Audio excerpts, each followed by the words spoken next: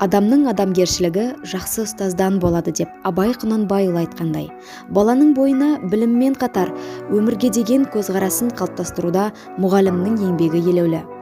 Осындай абыройлы мамандықта қызмет етіп отырған Сәкен Сейфуллин атындағы жалпы орта мектебінің шет тілі әдістемелік бірлестігі мұғалімдері.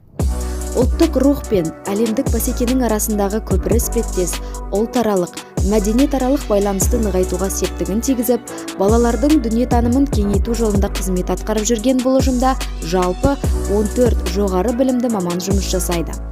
Оның ішінде 4 педагог сарапшы, 7 педагог модератор, 3 педагогика ғылымдарының магистрі және 2 жас маман бар. Әрдайым ерекше ізденісте жүретін бірлестіктің мұғалімдері, аудандық, облыстық байқаулардың жүлдегерлері, озат оқушылардың жетекшілері.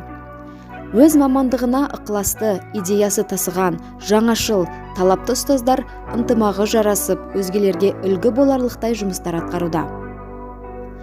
Басқаларды үйрете жүріп, біз өзіміз үйренеміз деп ұрандатқан ұстаздардың оқушылары бүгінде аудандық, облыстық, республикалық олимпиадалар мен байқаулардың жүлдегерлері атануда. Үнемі біліктілікті арттыру мен рухани дамуда жүретін бұл ұжым жаңашылдыққа жаны құмар, заман ағымымен ілесе жүріп, ауқымды әрі өзекті іс-шараларға қатысудан жалықпайды.